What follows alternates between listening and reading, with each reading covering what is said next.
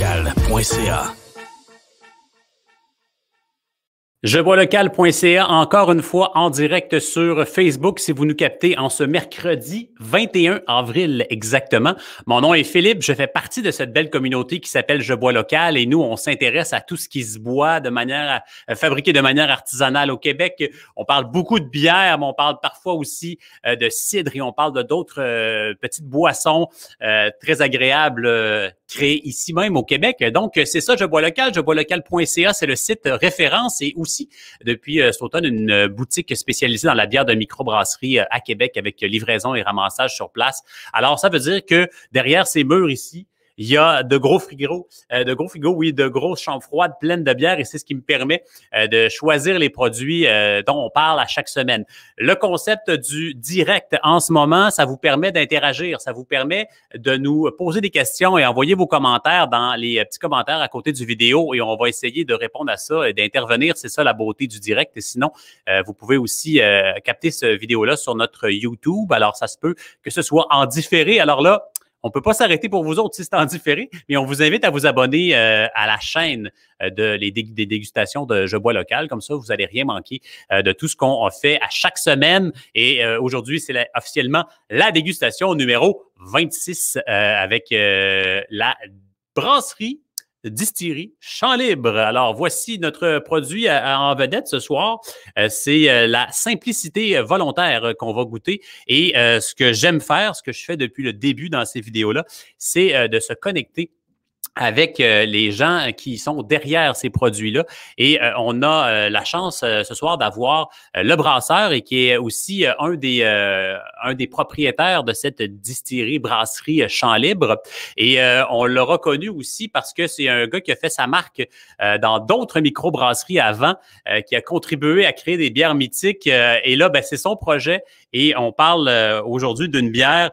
On pourrait s'attendre à une grosse IPA très, très forte ou quelque chose de vieilli en barrique pendant des années avec une multitude de bactéries. Mais non, mesdames, messieurs, on parle d'une excellente et belle, toute belle Pilsner bohémienne ici. Un style délicat, mais complexe à la fois. Vous allez le découvrir dans cette vidéo. Alors, je pense qu'on a assez entendu ma voix et on va introduire avec moi Alex. Salut!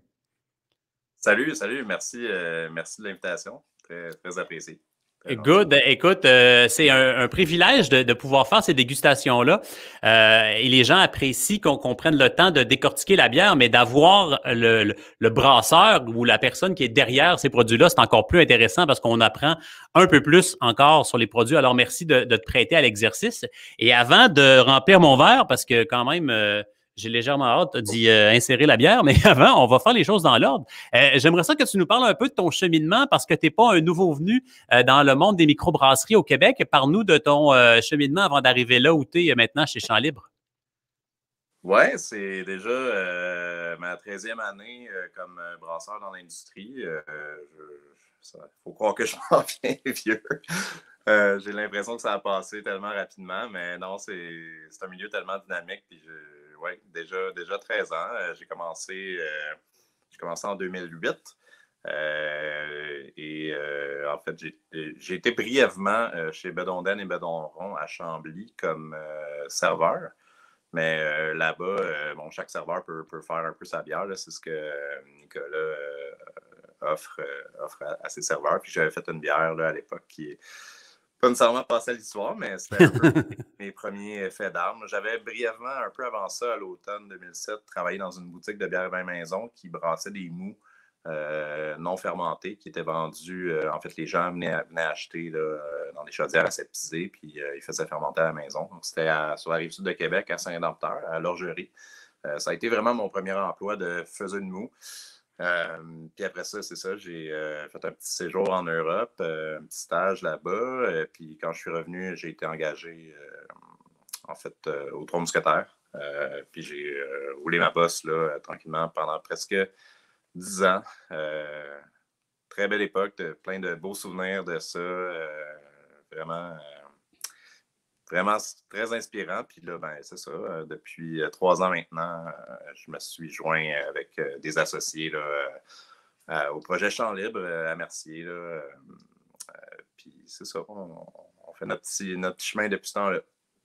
Fait que tu as contribué, de mon point de vue, à populariser des styles qu'on connaissait très peu au Québec quand tu étais là-bas chez LTM.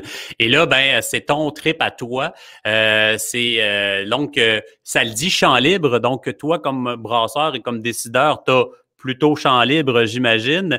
Et déjà, ben, c'est une entreprise qui est assez récente, mais on voit déjà une belle diversité dans les produits que vous offrez. Et on peut faire une petite parenthèse aussi. Il y a un petit projet de distillerie à même la brasserie. Oui, ouais, ben, en fait, depuis le début, les tout débuts, on a le permis de distiller aussi. C'est sûr que les 2 premières années, là, on a vraiment un peu plus focusé sur les bières. Là. Mais depuis 1 an déjà, on a commercialisé notre premier produit, notre premier spiritueux, c'est un gin vraiment fait du grain à la bouteille. Là. Donc, on brasse une base de malt d'orge québécois, on le fermente, on le distille nous-mêmes. C'est un gin assez spécial, c'est un gin au foin. Donc, assez rustique. Là, il n'est pas en SAQ, malheureusement, et on le vend seulement au comptoir là, sur place parce que notre production est trop limitée. Mais on a d'autres projets côté distillation aussi qui s'en viennent. C'est vraiment pour moi, c'est un très bel apprentissage. C'est super motivant, la distillation. Puis des belles choses qui s'en viennent là-dessus. Donc, champ libre, outre la distillation, évidemment, des beaux produits de diverses inspirations. Et bon, il y aura beaucoup de produits inspirés aussi pas des produits, mais des ingrédients québécois, hein, les herbes, les aromates. Je pense que depuis le début, c'est quelque chose qui est omniprésent. Parle-nous un peu justement de la vision de champ libre au niveau de la bière, où vous êtes allé, où vous promenez. C'est quoi un peu la mission? Bien, on a toujours voulu, autant en tant qu'entreprise qu'au niveau de nos recettes, d'être ancré le plus local possible, que ce soit dans notre communauté ou de travailler avec des matières premières.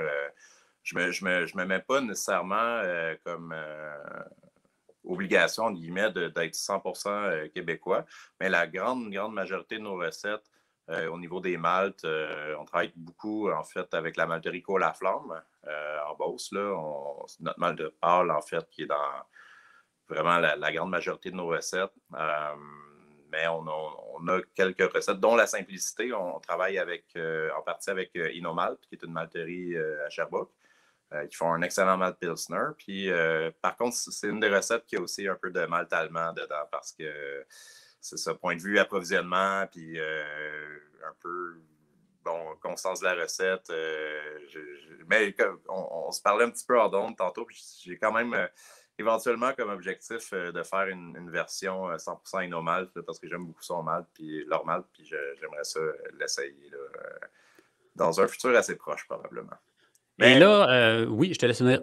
Non, ben c'est ça, mais la simplicité de base, je pense qu'on a tellement amélioré la recette au fil des années, puis particulièrement dans la dernière année, Olivier puis moi, Olivier, dans le fond, qui brasse, là, moi, je suis rendu, je brasse encore, mais c'est Olivier qui fait la grande majorité des brassins, puis Olivier puis moi, Olivier Charbonneau, on a travaillé énormément sur cette recette-là, puis c'est vraiment du petit perfectionnement, du peaufinage, puis depuis les derniers mois, là, on est vraiment très, très fiers de cette recette-là, puis je pense qu'on y touchera plus beaucoup. Fait que quand je dis on va faire peut-être une version 100% Inomalt, mais ça va être identifié comme tel. La version de base, je pense qu'elle ne bougera plus bien. Fait qu'on va sauter à pieds joints dans notre dégustation de ce produit-là aujourd'hui.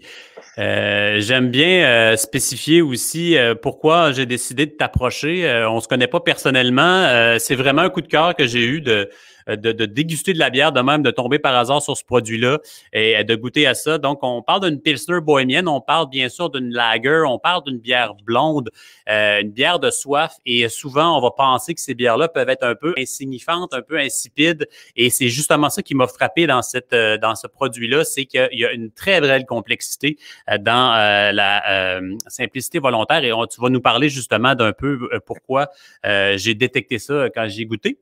Donc, on va parler justement pour commencer la dégustation. C'est toujours le fun de s'interroger sur le style. Alors, quand vous goûtez une bière, pensez-y un peu. On va parler de ça, Pilsner bohémienne. Alors, on parle évidemment de lager, donc des bières qui sont un peu plus lentes à fermenter avec une maturation plus longue. Parle-nous du style de ton point de vue. Ouais.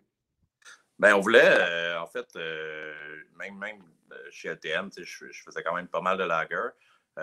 Mais c'était un vieux rêve que j'avais de faire une Pilsner un peu plus à l'ancienne. puis même avec un lagering sur bois. Un peu comme, s'il y en a qui ont eu la chance de goûter la mythique Pilsner Urquell, qui là-bas, en fait, on peut la goûter directement des grandes cuves. C'est un peu comme des foudres, si on veut. Là. Ils font le lagering dans un caveau, vraiment dans des grandes cuves en bois. Puis c'est vraiment comme ça que les lagers étaient faits anciennement. Puis j'avais ce vieux rêve-là. Puis en fait, au début de Champ Libre, on n'avait pas encore des gros tonneaux. Là, maintenant, on en a. Mais au début, c'était pas le cas. Puis ce que j'ai décidé de faire, dans le fond, pour la simplicité volontaire, c'est dès le début, c'est que je faisais le lagering sur une petite quantité. Pas tant que ça, honnêtement, mais juste assez pour dire que ça amène un caractère, une profondeur. Donc, on fait le lagering sur des copeaux de chêne hongrois, en fait. Donc, pas tout à fait. Le chêne américain, tu sais, il y a différentes provenances de chêne, le chêne français, chêne d'Europe de l'Est, chêne américain. Le chêne américain est plus sur la vanille un peu. Le chêne hongrois était plus subtil, plus sur des notes un peu de noisettes légèrement torréfiées. Puis comme je dis, tu sais, ceux qui ne savent pas, ils vont peut-être même pas le détecter. C'est vraiment juste subtilement au niveau des tanins et la profondeur des saveurs. Mais c'est ça, on voit tranquillement un intérêt pour les lagers artisanales revenir. Puis il y a quelques brasseries, je pense, qui ont commencé à faire du lagering sur bois aussi. Puis chapeau, là, moi, je trouve ça absolument formidable qu'il y en a d'autres qui embarquent dans ce trip-là. Puis c'est ça, on fait quand je parlais que maintenant on a les gros tonneaux, c'est parce qu'on fait maintenant une édition spéciale de la simplicité volontaire qui sort 2 fois par année parce qu'on fait un lagering de 6 mois dans ce cas-là, ce qui est un peu intense. Dans les gros tonneaux, là, on a des barils de 500 litres. Puis là, récemment, on en a reçu 2 de 750 litres. Donc, je ne sais pas à ce moment-là si on parle vraiment de foudre, là, mais le baril est assez imposant. Fait que, on fait le lagering dans notre cellier, dans ces gros tonneaux-là. Fait que là, dans ce cas-là, il n'y a pas d'ajout de copeaux. C'est vraiment le baril qui va vraiment ajouter toute la finesse pendant le lagering. Puis, by the way, je le mentionne, là, ça fait toujours sourire ceux qui me connaissent, mais si je parle trop, gêne-toi pas, tu peux m'interrompre. J'ai tendance à jaser un peu trop des fois. Ça va. Ben, écoute, on parle de Pilsner, donc évidemment, on parle de ces bières blondes, lager, on l'a mentionné. Et là, tu nous as montré que finalement, c'est ce côté légèrement boisé-là qu'on va avoir ici. C'est pas une innovation, mais en fait, c'est plus un retour à comment c'était fait historiquement. Donc, on parle d'une bière blonde, on le disait. Au niveau des pourcentages d'alcool, ce type de bière-là tourne habituellement autour de 5 %. Alors ici, on est à 4,8 et température de service, tu dis 4 degrés. Bon, voilà. Ouais, et le verre typique devrait être une flûte. Malheureusement, j'ai un verre sur pied, mais non, mais c'est correct. En fait, tu me fais réaliser qu'au début, on mettait une flûte, mais là, je pense que je serais prêt à assumer carrément le Stein, là, le petit boc en grès, ou ben en grès, pas nécessairement en grès. Là. Puis d'ailleurs, je suis cordonnier mal chaussé un peu, là, j'en ai même pas à la maison. J'en ai à la brasserie, là, des beaux petits Stein, mais faudrait que je m'équipe à la maison. Là. Mais c'est ça, c'est ça qu'on parlait des différences, là, des lagers, des inspirations. Puis maintenant, autant que c'est vrai qu'on est rendu à 58 sortes d'IPA différentes, mais c'est quand même, il y a plusieurs types de lagers aussi différentes. Souvent, les gens vont associer le lager, comme tu disais, à une bière blonde, des altérantes. Il y a des lagers noirs, de la Porter Baltic qu'on fait, je t'aime, c'est une lager. Ouais. Puis, tu sais, on a fait assez récemment une lager brune avec un peu de mal fumé pour notre ami Jason Gawett. On a fait ça en collabo avec plein d'amis brasseurs avec qui on était allé en voyage d'ailleurs. Puis, les lagers, c'est une génétique de levure, c'est un type de fermentation, mais la couleur, l'amertume de la bière n'a pas tant rapport avec ça. Mais dans le cas d'une Pilsner bohémienne, ce qui différencie vraiment, c'est que par rapport aux Pilsner allemandes, qui sont peut-être un petit peu plus crisp, peut-être des fois même un petit peu plus sèches, avec une amertume quand même assez tranchante. Dans le cas des Pilsner bohémiennes, c'est des Pilsner un peu plus rustiques, qui vont avoir un goût de grain de malt vraiment plus assumé, même un côté Euh, le houblonnage c'est ça à décrire, c'est vraiment comme une émotion, mais quand on goûte à l'aveugle une Pilsner style allemande puis une Pilsner bohémienne de Tchéquie, on va tout de suite comprendre que c'est deux Pilsner assez différentes. C'est l'exercice à faire quand on veut justement comparer les choses, des mettre side by side. Ouais. Et donc, c'est ça. On a ici, mettons, j'en ai profité pour verser dans mon verre. On va poursuivre notre dégustation avec les yeux, avec le verre. Donc, on parlait d'une bière blonde, évidemment, donc très, très pâle. Et ne dit pas nécessairement lager, bière filtrée. Je ne crois pas que ce soit votre cas. Non. Et c'est ça. Et c'est pas parce qu'une bière est vraiment aussi translucide que nécessairement elle a été filtrée. Mais là, ici, on voit il y a un petit haze, quand même dans la bière. Ouais. Il faut mentionner qu'on fait aussi, ça, c'est pas nécessairement dans les techniques de l'époque, mais on fait un petit dry-up de cette bière-là. C'est rien à comparer des IPA. Là. Puis d'ailleurs, on utilise le houblon, le fameux Saz. Là, ouais. Puis, tu sais, on le met à toutes les étapes du brassage, là, autant en début d'ébullition, fin d'ébullition, puis dans ce cas-ci aussi, en dry-up. Ça va vraiment ajouter une fraîcheur, une brightness de houblon. Si tu me permets, moi, je vais la verser un peu de la façon que moi, je préfère la faire. Ben oui. Et souvent, les gens qui me voient verser comme ça, ils pensent que je suis fou. C'est peut-être le cas, mais moi, je fais ce qu'on appelle un slow pour.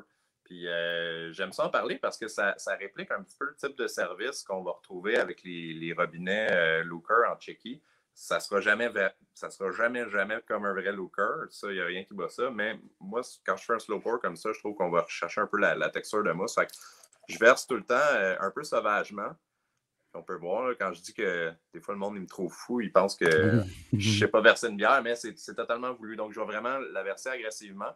Je vais laisser la mousse décanter. Puis là, après ça, tranquillement, je vais venir en rajouter. C'est pour ça qu'on appelle ça un slow pour, parce que ça prend plus de temps à servir, mais vous allez voir qu'à la fin, la mousse est complètement hallucinante. Mais vous pouvez aussi la verser lentement, là, normalement, puis avoir un collet tout à fait normal. Là. C'est pas, moi, c'est parce que je la verse en sauvage, puis ça permet aussi de la dégazer un petit peu. Puis parce que c'est pas une bière qui est particulièrement pétillante. Là. Ceux qui sont familiers avec les termes techniques, là, on parle de 2,4 volumes de CO2 à peu près. C'est une carbonatation, somme toute, assez délicate. Mais moi, personnellement, j'aime ça un petit peu plus soft que ça, à peu près, mettons, 2,2, disons. Fait qu'en la versant comme ça permet de faire sortir un peu de CO2. Mais c'est intéressant parce que justement, je parle souvent du verre, je parle souvent de l'utiliser, tout ça, mais il y a des techniques bien spéciales aussi. Les robinets à l'azote en sont un exemple, mais tu parlais justement des robinets Looker qui font cette mousse très, très compacte. Donc, c'est vraiment intéressant. Et tant qu'à être dans un style traditionnel, aussi bien savoir comment le servir. Hein? Pourquoi pas? Ben, c'est ça. Moi, c'est vraiment la méthode que je préfère le servir. Mais les gens peuvent, comme je disais, ils peuvent se la verser normalement en inclinant le verre. C'est juste que souvent, je suis tellement amoureux de cette mousse-là que souvent je la prends en photo. Puis les gens ils disent hey, moi, quand je la verse, j'ai pas cette mousse-là. Je suis comme mais tu sais, une technique, vous allez voir, j'y arrive. Là. Puis encore là, je me répète, mais j'ai l'impression d'être un gars qui ne sait pas servir une bière. Là, mais, bon, je m'en vais quelque part avec ça. Oui, c'est bon. Donc, cette mousse-là est bien importante aussi. Hein. On en parlait souvent avec les IPA, mais cette mousse-là amène les arômes aussi. C'est super intéressant de la garder et elle va transmettre le nez, justement. C'est là qu'on s'en va dans notre dégustation pendant qu'on va regarder jusqu'où tu vas te rendre avec ton verre. Le nez, en fait. Donc, c'est une étape super importante, même si là, on va parler d'une bière blonde. Et c'est là que, justement, les bières artisanales prennent toute leur importance parce que le nez est vraiment, vraiment important, même dans ces bières-là. Et toi, j'ai l'impression que le nez de ta bière va être encore plus intéressant que le mien, justement, à cause de cette mousse-là. Ben, c'est le fun que tu parles de nez parce que moi, c'est un aspect hyper important de mon métier. Puis c'est quelque chose... Tu sais, je peux prendre 2-3 secondes pour parler de la situation pandémique actuelle. Tu sais, moi, heureusement, j'ai pas eu encore, puis j'espère vraiment pas l'avoir parce que les gens qui perdent leur odorat avec ça, puis moi, c'est mon outil de travail principal. Là. Tu sais, le goût et l'odorat sont super reliés, puis moi, mon outil de travail principal au quotidien, c'est mon nez. Le nombre de fois que je vais sentir les ingrédients, sentir les bières, bien avant de goûter. C'est dans le cas d'une Pilsner comme ça, comme je disais, peut-être un peu plus rustique, on va sentir le côté un peu plus bright du houblon Saz. Le dry up amène ça. On a un côté herbacé, un peu citronné. C'est vraiment la La céréale. céréale aussi, hein, la céréale, et ça, j'ai déjà eu des lagers, et c'est justement, là, vous sautez cette étape-là. Les lagers, ces levures-là, en fait, ont une signature très, très faible. Donc, ça laisse sentir les céréales, et c'est souvent quelque chose qu'on n'a plus au nez. Ça nous prend des bières qui sont vraiment bien faites pour retrouver ce nez-là de céréales qui souvent se perd dans les houblons, dans le torréfié, dans toutes sortes d'autres arômes. Donc ici, la céréale est là, ça sent un peu justement le champ d'orge, là, on l'a un petit peu. Ouais. Puis comme tu disais, le côté, le houblon que tu utilises, le Saz, amène aussi un côté herbacé, et ça prend quelques bonnes respirations avant même de goûter à la bière pour vraiment distinguer ces choses-là. Et c'est ça que je parlais en début. Même si c'est une Pilsner, c'est là que c'est intéressant aussi de s'y attarder et de décortiquer là, toutes les étapes là, de la dégustation. Donc, c'est un nez super intéressant. Il y a des lagers qui sont faites pour être très, très invisibles, si je peux dire, mais celle-là, c'est pas le cas de déjà au nez. Et la mousse que ça fait, je suis d'accord, c'est totalement irrésistible. La caméra rend bien, là, mais moi, c'est ça. Oui, totalement. Moi, Écoute, je suis jaloux. Écoute, on si est en direct, je peux pas revenir en arrière. Si vous voulez l'essayer à la maison, c'est ça. Il faut verser au début assez agressivement. N'ayez pas peur. Remplissez un verre quasiment de mousse. Si les autres vous jugent, expliquez que vous testez une méthode de service dont un certain brasseur fait la promotion. Mais moi, j'adore ça. Il ne faut pas avoir peur de faire des gros collets à sa bière aussi.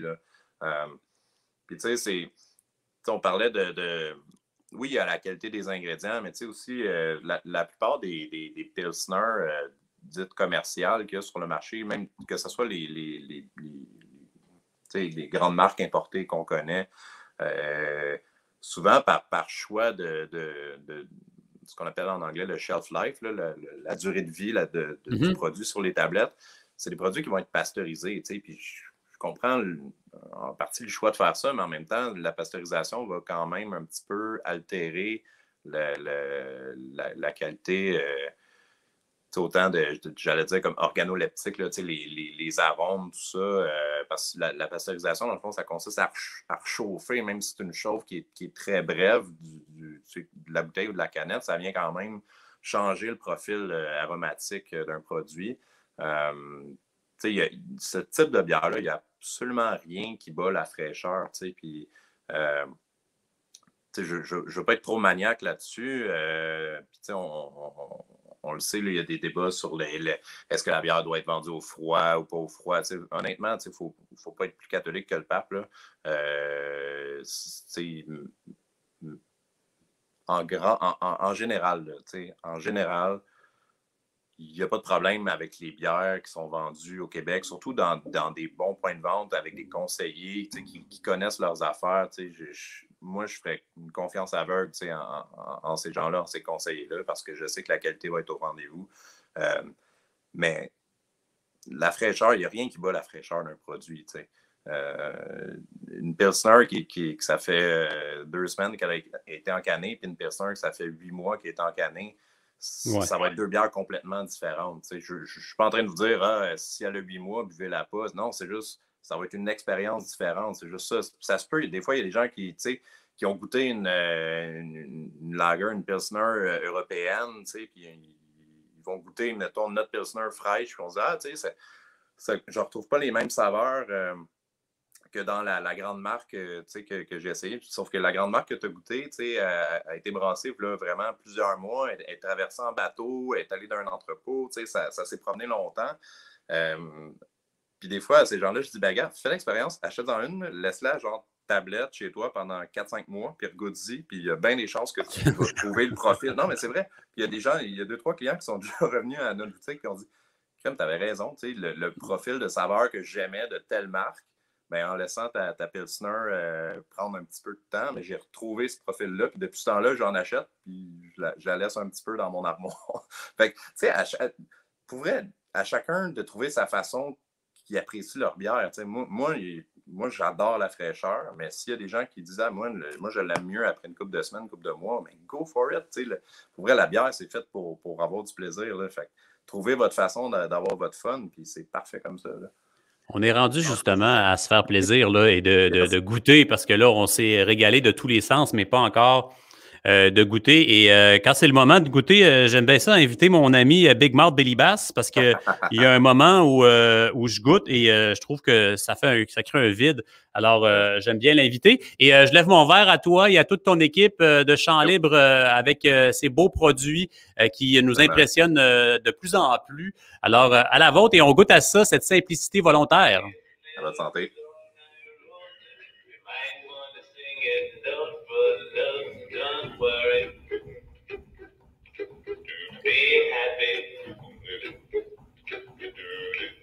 Every life will have some trouble, but when you worry, you make it double. Don't worry. Be happy. J'aime bien laisser finir quand même. Alors, merci beaucoup. T'es de retour cette semaine pour nous autres, oui. On va le retirer parce que ça risque de retenir l'attention. On va prendre tout de suite le moment pour parler de ce qu'on vient de goûter. Alors, justement, on s'attendait à une bière quand même, on le disait, rafraîchissante. Le goût de boisé dont tu parles, il est vraiment subtil. Hein? Tu le disais, là, c'est quelque chose qui vient ajouter une couche de complexité. On ne sait pas trop ce qui se passe, mais c'est là. Et moi, ce que je remarque aussi, c'est la très grande fraîcheur qui vient avec une bonne amertume. On est loin des IPA, bien sûr, mais cette amertume-là, elle vient puncher assez rapidement et ça rend le tout hyper, hyper frais. Donc, je te laisse commenter aussi de ton côté là, cette première gorgée là-dessus. Tu as raison sur le côté boisé. C'est vraiment pas le highlight de cette bière-là. Puis c'est pas conçu pour l'être non plus. C'est comme je mentionnais, c'est comme les Pilsner bohémiennes ont un petit peu plus de rondeur au niveau des maltes. Le bois vient, avec les tanins du bois, vient vraiment comme balancer ça. Puis on a une rondeur maltée, mais sans que ça soit trop sucré, puis c'est pas trop sec non plus. Puis l'amertume est là, elle vient jouer là-dedans aussi. Puis tu sais, avec les années, je suis devenu un petit peu obsédé par la balance. Voilà. Sauf des fois, tu sais, pour vrai, il y a des produits qu'on fait comme, OK, là, on y va pour extrême, puis c'est assumé comme tel, puis c'est mentionné comme tel. Moi, je suis un grand fan d'appeler un chat. Quand on vise un produit balancé, on l'indique sur la canette, sur l'étiquette. Puis quand on vise quelque chose d'extrême, on le mentionne aussi. Mais dans le cas particulièrement de la simplicité volontaire, c'est un exercice de style, d'obsession pour la balance. Et voilà, mais c'est le mot-clé que je voulais. Dans ces bières-là, il n'y a pas beaucoup de place justement à l'excès de quoi que ce soit l'alcool, que ce soit le houblon. Tout doit être en symbiose là-dedans. Et je pense que c'est un exercice réussi. Justement, l'exemple du copeau de chêne est vraiment très, très bon. Vous l'utilisez pour rajouter un aspect à cette bière-là, une rondeur, mais ça vient pas changer le style, ça vient pas changer le goût de la bière, ça vient juste créer quelque chose de plus, une complexité. Et justement, tu parlais d'obsession. Cette finale-là, là, justement, qu'on a légèrement amère, j'imagine que d'un brassin à l'autre, c'est un petit peu plus, c'est un petit peu moins, jusqu'à temps qu'on arrive à sweet spot. Là. On a vraiment travaillé fort au fil des temps, comme je disais, surtout depuis, tu sais, Olivier, salut Olivier, c'était Olivier Charbonneau, il est avec nous chez Champ Libre depuis un an et demi, ça va faire 2 ans cet automne, il est avec nous. Puis, tu sais, c'est le fun parce que lui et moi, on a le même trip, là, on a la même obsession. Puis, tu sais, comme je parlais, on a eu la chance de faire un voyage, une couple de brasseurs. On a suivi, en fait, Martin Thibault à Prague, en Tchéquie, puis en Franconie, dans l'est de l'Allemagne. Il nous a un peu traîné, vraiment pas de force, là, mais il nous a traîné dans quelques-unes de ses meilleures brasseries de ces régions-là. Puis ça a été vraiment, pour moi, tu sais, on a vraiment tout pogné de quoi. Puis Oli était là aussi. Puis en revenant, on s'est dit, OK, là, on en a une bonne Pilsner. Là, moi, je la faisais depuis le début de Champ Libre. Puis c'était toujours comme un exercice d'amélioration d'une fois à l'autre, de perfectionner. Mais comme je disais, il n'y a rien comme d'en goûter de la fraîche, puis d'y aller là-bas, puis de vraiment goûter là-bas, c'est quoi? Ça a l'air facile à dire, mais c'était vraiment comme une épiphanie. C'était vraiment comme, on a vraiment pogné de quoi. Puis là, en revenant, on s'est dit, OK, là je pense qu'on a compris 2-3 affaires. Puis là, OK, là, on y va. Là, on y va all-in. Là, puis là, d'un brassin à l'autre. Puis tu sais, c'est vraiment du fine-tuning, comme des musiciens qui je suis pas musicien, là, mais un musicien qui accorde son instrument, là, vraiment d'une façon quasiment obsédée. Là. Puis je suis vraiment content. Je suis vraiment fier de ça. Puis, tu sais, vraiment, merci à Olivier aussi d'avoir été avec moi dans ce trip-là. Puis, tu sais, je pense pas que j'aurais pu le faire tout seul. Puis toute l'équipe a vraiment embarqué là-dedans aussi.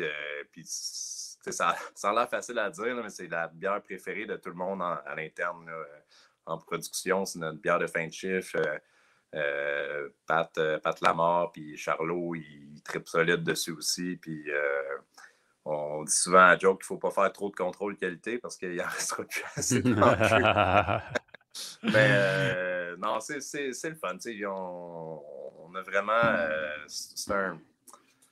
Je pense que quand la passion et l'authenticité sont au rendez-vous, il y a juste des belles choses qui peuvent se produire. Puis je pense que cette bière-là en est le parfait exemple.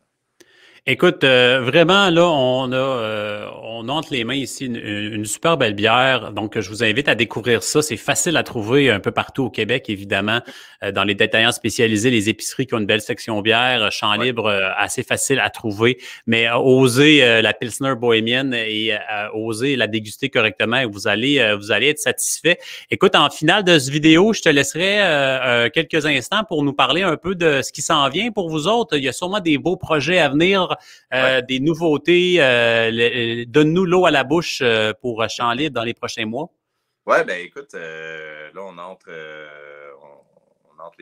à pieds joints dans la saison d'été. C'est toujours une assez grosse saison pour les brasseries. Puis nous, on a vraiment la chance depuis 1 an d'avoir le soutien de notre communauté. Puis l'achat local pour nous est super fort. Pour vrai, merci à tout le monde qui nous encourage. J'espère qu'on peut donner un petit peu de bonheur puis un petit moment de relaxation, si on veut, en dégustant nos bières. Là. C'est tellement apprécié le support qu'on a. Fait que c'est ça, cet été, on s'attend encore à un gros été. C'est sûr qu'on a hâte, aussitôt qu'on pourra, d'ouvrir notre terrasse. On est quand même proche de Montréal, fait qu'on est considéré en zone rouge. Fait pour l'instant, on ne peut pas ouvrir notre terrasse, mais on a vraiment hâte de pouvoir ouvrir. Mais c'est ça. Sinon, au niveau des produits, ben là, on a annoncé aujourd'hui, justement, puis tantôt, je parlais de quand on fait de la balance, c'est assumé, puis quand on fait de l'extrême, c'est assumé aussi. Mais aujourd'hui, on a annoncé que samedi qui s'en vient, donc samedi le 24, on met en vente une double IPA. Puis je me faisais beaucoup demander là, quand est-ce que tu vas refaire un autre double IPA puis tout, parce que bon, en 2013 avec toute la gang chez le thème, on avait monté ce projet-là, puis ça avait été un beau succès. Puis je me faisais beaucoup demander, puis j'étais comme, une manée, mec, ça donne. Puis là, ça l'a donné, puis on s'est gâtés, Oli puis moi. On a fait ça a parti un petit peu d'un TEPA game, là, mais parce qu'on connaît l'engouement en ce moment pour les DDH, là, double dry-up, tout ça. Puis on avait déjà fait à la blague. Puis je pense justement c'était en voyage en Allemagne. On avait loué un Airbnb, puis maintenant on déconnait, puis on disait, il faudrait faire un QDH, puis j'étais comme quadruple dry-up, puis j'étais comme, non, les gars, la double IP de LTM en 2013, c'était un QDH, là. Puis pour vrai, il y avait 4 dry-up dans ce bière-là, j'étais comme, QDH, c'est déjà dépassé, fait que j'étais comme, OK, ben on va faire un DDH plus un QDH. C'est ça qu'on a fait. On a fait un DDH de fermentation, donc 2 dry-up en fermentation, puis 4 dry-up après fermentation.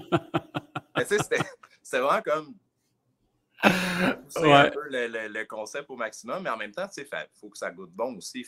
Puis, tu sais, il y a du monde à date à qui j'en ai parlé qui disait « Ah, mais là, avez-vous juste comme diviser le dry-up en 4? » Non, c'est 4 fois la quantité d'un dry-up qu'on mettrait en temps normal. Mon la Dieu. façon qu'on l'a travaillé, les houblons qu'on a pris, on a travaillé beaucoup avec du cryo, puis on va vraiment chercher des notes fruitées, puis ça goûte pas le fond de tondeuse, là, trop herbacé. On a vraiment, je trouve, de quoi qui fonctionne. Puis, oui, c'est extrême comme produit, puis on l'assume pleinement. Là, OK. Un peu tongue-in-cheek, comme ils disent en anglais. Là, c'est un peu, c'est ça.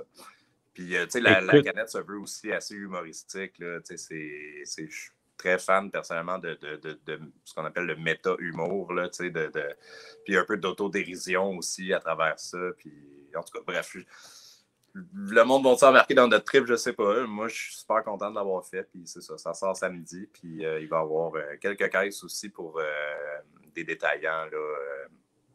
Ben oui, j'espère qu'on aura ça à Québec et je suis sûr que la curiosité déjà versus ces multiples dry-up là, je suis certain que la curiosité va être au moins au rendez-vous pour goûter à ça. Moi, le premier. Pour vrai, la bière est bonne. On l'encadre demain. Si tout OK. va bien, mais avant de partir de la brasserie tantôt, j'ai goûté une dernière fois de la cuve. Elle était finie de gazer. Puis pour vrai, tout fonctionne au niveau des saveurs. Tout ce qu'on voulait qu'il soit là est là. Puis je pense que ceux qui sont fans de ce genre de bière-là ne seront vraiment pas déçus. C'est quelque chose, c'est toute une bébite, mais c'est ça. C'est très intéressant comme produit. Écoute, vraiment, là, tu me donnes hâte de goûter à ça et je pense que tout le monde aussi qui vont voir la vidéo vont partager mon opinion là-dessus. Écoute, merci beaucoup, Alex, pour avoir partagé ces moments-là avec nous autres et avoir décortiqué un peu ce qu'il y a là-dedans et le travail dans cette simplicité volontaire. Et ça ne veut pas dire qu'il n'y aura pas justement des abus de toutes sortes avec Champ Libre et loin de là. Écoute, on a hâte aussi de voir tout ce qui s'en vient parce que on sent vraiment là, que vous avez maîtrisé les équipements, votre vision est claire, donc c'est sûr que ça va être à suivre pour tous les nouvelles sorties de Champ Libre.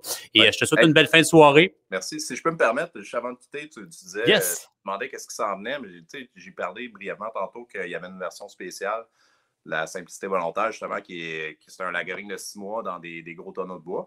On la sort 2 fois par année, mais justement en mai, là, fin mai probablement, là, il y a une de... en fait, la simplicité édition spéciale, là, on va faire une sortie là, de cette bière-là. C'est une canette, en fait, c'est le même design, mais des couleurs différentes. Donc, elle est verte dans le haut, puis bref, vous allez la reconnaître assez facilement. Là. Mais ça s'en vient très bientôt, puis c'est très, très bon, ça aussi. Eh bien, merci beaucoup. Et on aura d'autres occasions, j'ai l'impression, de se reparler de produits de Champ Libre. Oui, merci pour ta passion et ton invitation. Hey, ça a une bonne soirée. Salut. Salut. Donc voilà pour cette simplicité volontaire, un produit qui a l'air d'une bière assez simple, mais qui, on l'aura compris, a nécessité beaucoup de travail et ça paraît. Donc, on vous conseille fortement de goûter à ça. Et avec Alex, on a battu notre record de durée de vidéo. Alors, c'était plus qu'intéressant. Je suis sûr que vous partagez cette opinion avec moi. Sur YouTube, n'oubliez pas de vous abonner à notre chaîne pour voir tous les vidéos dégustation de Je bois local et je serai de retour la semaine prochaine, évidemment, parce que j'aime ça et parce que j'aime boire local.